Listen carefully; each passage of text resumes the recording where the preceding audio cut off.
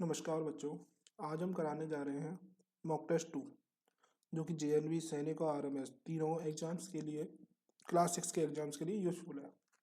क्योंकि सिलेबस लगभग सेम होता है, थोड़ा बहुत डिफरेंस होता है। सैनिक आरएमएस का तो 95% सेम होता है, जेएनवी का थोड़ा कम होता है सिलेबस। बट बच्चे को जानकारी इसलिए ज़रूरी है क्योंकि बच्चा कोई भी स्टूडेंट जो होता है वो जेएनवी, सैनिक, मतलब कोई भी एग्ज़ाम देता है। ऐसा नहीं है कि एक ही एग्ज़ाम देता है, वो जेएनवी के अलावा सैनिक भी देता है या आरएमएस भी देता है। तो इसलिए यहाँ पर ये जो मॉक टेस्ट मैं कराने जा रहा हूँ वो सभी एग्जाम्स के लिए यूज़फुल है। तो यहाँ पर चलते हैं क्वेश्चन नंबर 1 पर। सिंप्लीफिकेशन का क्वेश्चन है। 100 divide by 25 into 10 into 25 into 0।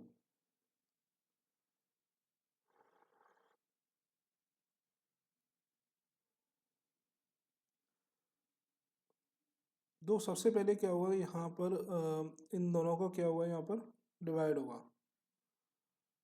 तो यहाँ पर जब अगर डिवाइड होता है तो 4 आ जाएगा इंटू 10 इंटू 25 इंटू 0, जो कि आंसर 0 होगा। यहाँ पर ऑप्शन गलत दिया हुआ है, टाइपिस्ट से गलती हुई है। यहाँ पर अगर कोई भी ऑप्शन हम 0 कर दें तो हमारा आंसर 0 हो जाएगा। नेक्स्ट क्वेश्चन पर चलते हैं। टाइपिस्ट से गलतियाँ होती रहती हैं।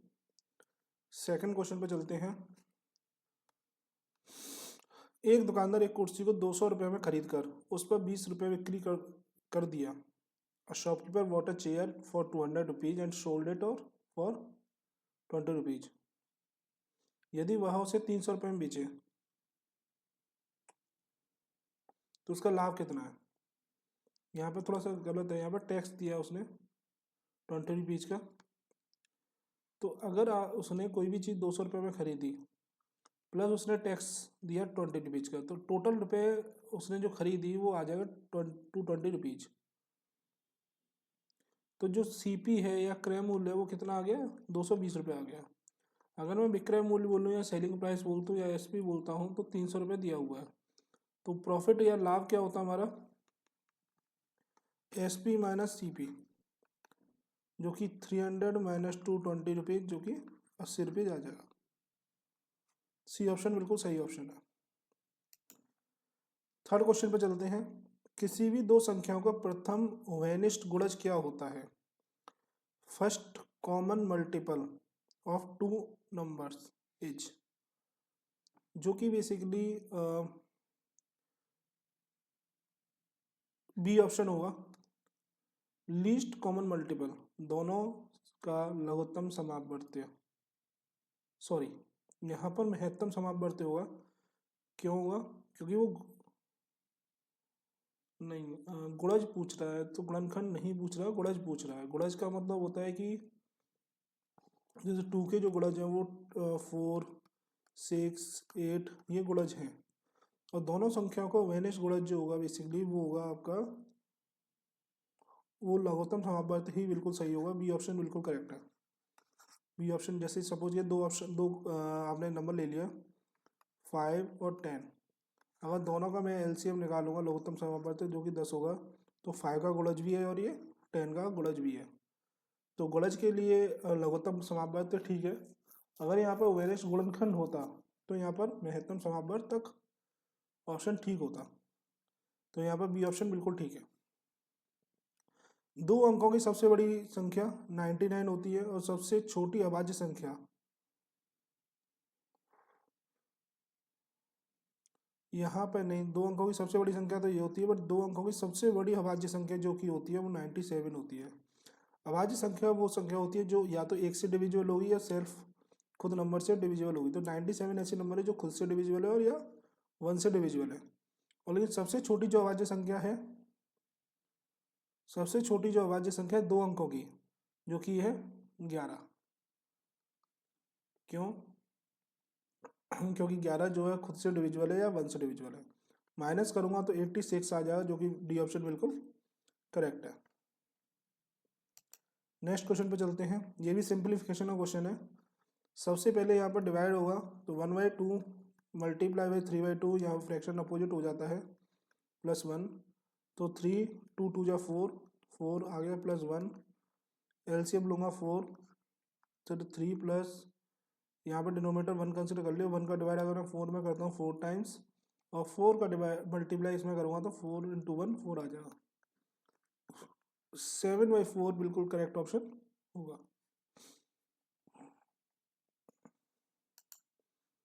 नेक्स्ट क्वेश्चन, 5.09 को 029 को किससे डिवाइड किया जाए कि 50.29 आ जाए। इसका मतलब क्या हुआ, इसका मतलब ये हुआ अगर एक डेसिमल मुझे राइट साइड में, एक डेसिमल राइट साइड में मुझे ट्रांसफ़र करना है, मूव करना है, तो इसके लिए हम 0.1 का डिवाइड करेंगे। अगर हम लेफ्ट में मूव करना होता, सपोज की 0.5 लाना होता आंसर में, तो हम 10 का डिवाइड करते, 10 का डिवाइड करते। तो 0.1 का अगर मैं डिवाइड करता हूँ तो डेसिमल से 1 0 यहाँ पर लगेगी, बट इस डेसिमल का 3 नंबर है, 3 0 यहाँ पर लग जाएगी, 0 से 0 कैंसिल। अगर मैं 100, अब यहाँ पर बचता है 5029 अपॉन 100 का डिवाइड करूँगा तो यहाँ पर आ जाएगा डेसिमल में 50.29 आ जाएगा। जैसे मैंने बोला अगर मैं राइट साइड में डेसिमल को मूव कर रहा हूँ तो इसका मतलब जो नंबर होगा 0.1 0.01, मतलब इस डेसिमल से हमें डिवाइड करना पड़ेगा। अगर हम लेफ्ट साइड में मूव करेंगे तो 10 100 1000 इन सब से हमें डिवाइड करना पड़ेगा। तो हमारा 6th क्वेश्चन का आंसर है बिल्कुल डी ऑप्शन बिल्कुल करेक्ट है। अब जो क्वेश्चन नंबर 7 पे चलते हैं, पूरी भरी हुई टंकी का नल खुली रहने जाने के कारण 1/3 पानी गिर गया तथा 8 लीटर पानी का उपयोग किया गया। तो सपोज करो टंकी की जो धारता है वो मैंने x कंसिडर कर ली, x में से अगर 1/3 पानी निकल गया और 8 लीटर पानी भी निकल गया क्योंकि हमने वो यूज कर लिया, तो हमें टंकी की धारता कितनी रह जाती है, 1/2 रह जाती है। इसको सॉल्व करते हैं। सॉल्व करने से पहले हम क्या करते हैं, x/2 को भी ट्रांसफर कर लेते हैं इस साइड। तो x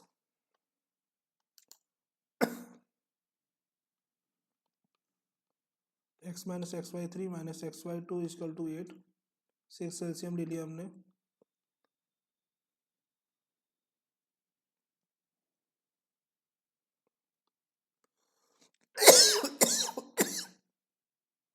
सॉरी 1 का डिवाइड इसमें किया हमने, 6x माइनस 3 का डिवाइड 2 6 में किया 2 टाइम्स, 2 इंटू एक्स 2x, यहाँ पर 3x आ जाएगा equal to 8, x/6 equal to 8 और x इक्वल टू 48 लीटर की कैपेसिटी आ गई। बहुत सिंपल क्वेश्चन था बट लॉजिकल क्वेश्चन था। 6 क्वेश्चन, इसका सी ऑप्शन बिल्कुल करेक्ट है। नहीं समझ में आया हो तो कमेंट बॉक्स में कमेंट कर सकते हो। महत्तम समापवर्तक पूछा है तो 0 और 4 का तो हमेशा 0 ही होगा क्योंकि 0 में तो कोई भी डिवाइड करे 0 ही आएगा आंसर, तो बी ऑप्शन बिल्कुल करेक्ट है। चारों मध्य के बीच में 4 और 50 के बीच में कितने अभाज्य संख्याएं हैं। मैंने जैसे पहले बताया कि अभाज्य संख्या का मतलब होता है कि ऐसी नंबर जो खुद से डिविजिबल हो या फिर एक से डिविजिबल हो। 17 19 21 नहीं होगी, 23 होगी, 25 नहीं होगी, 27 नहीं होगी, 29 होगा, 31 होगा, 33 नहीं होगा, 35 नहीं होगा, 37 होगा, 39 नहीं होगा, 41 होगा, 43 हो सकता है, 47 हो सकता है। तो 3 6 7 और 3 10 और 3 13, 13 ऑप्शन बिल्कुल करेक्ट है। ए ऑप्शन बिल्कुल सही ऑप्शन दिया होगा। क्वेश्चन नंबर 10 पर चलते हैं।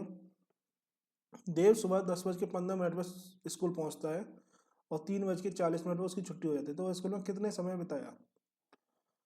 तो 3:40 का मतलब हो गया, अगर मैं इसको रेलवे टाइम पर लेता हूँ तो 15 और 40 हो जाता है, और यहाँ पर 10 15 है, माइनस करके देख लीजिए, ये कैरी ले लिया यहाँ पर, 10 हो गया, 10 में से 5 माइनस किया तो 5 आ गया, यहाँ पर 3 बचा, 3 में से 1 गया तो 22 हो गया, 15 में से 10 माइनस करना है 5, तो 5 घंटे 25 मिनट वो रुका यहाँ पर, तो डी ऑप्शन बिल्कुल करेक्ट हो जाएगा।